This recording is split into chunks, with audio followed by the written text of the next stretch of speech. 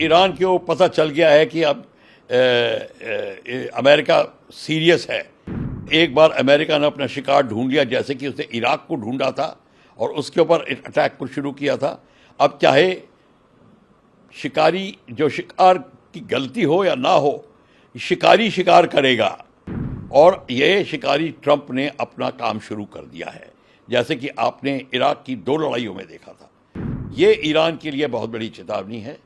ये ईरान के लिए ही नहीं, ईरान के समर्थकों के लिए बहुत बड़ी चेतावनी, चाइना के लिए बहुत बड़ी चेतावनी है, रशिया के लिए बहुत बड़ी चेतावनी है। देखिए, इसके 2 पहलू हैं। सबसे पहले बड़ा पहलू तो ये है, पहला पहलू कि ईरान को पता चल गया है कि अब अमेरिका सीरियस है। और एक बार अमेरिका ने अपना शिकार ढूंढ लिया, जैसे कि उसने इराक को ढूंढा था और उसके ऊपर अटैक को शुरू किया था। अब चाहे शिकारी जो शिकार की गलती हो या ना हो, शिकारी शिकार करेगा। और ये शिकारी ट्रंप ने अपना काम शुरू कर दिया है, जैसे कि आपने इराक की 2 लड़ाइयों में देखा था। अब ये लड़ाई कहाँ रुकती है वो दूसरी बात है। फिलहाल अटैक करके और डिस्ट्रॉय करके मेरे ख्याल से इतना डिस्ट्रॉय हो गया होगा कि अब वो ठीक होने में बहुत समय लगाएगा।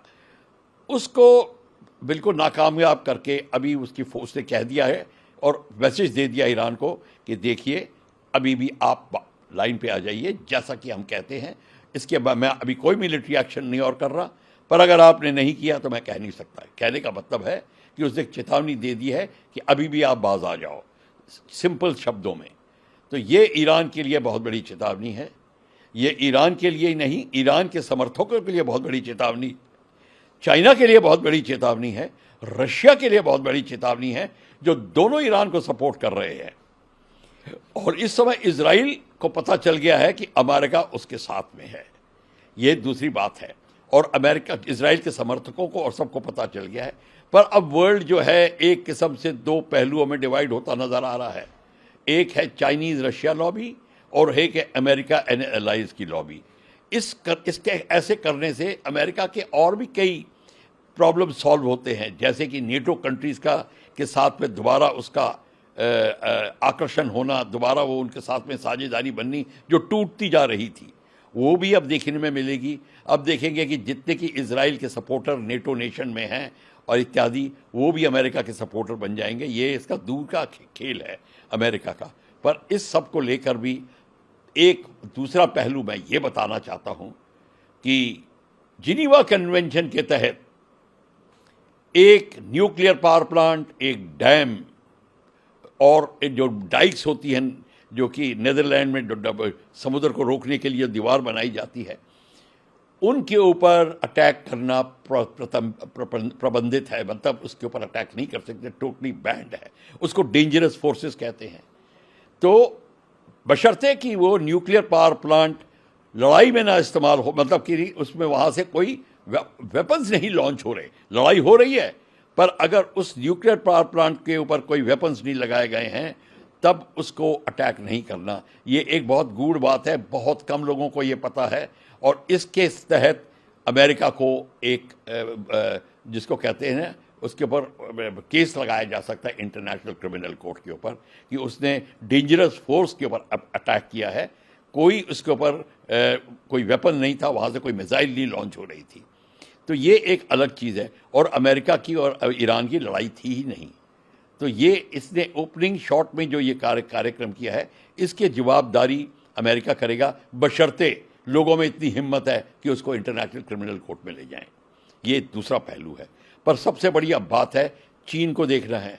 अगली अब खबरें आएंगी, चीन का रिएक्शन क्या है, जी का ट्वीट क्या आएगा, पुतिन का ट्वीट क्या आएगा, वो क्या कहते हैं, और उसके हिसाब से बात चलेगी।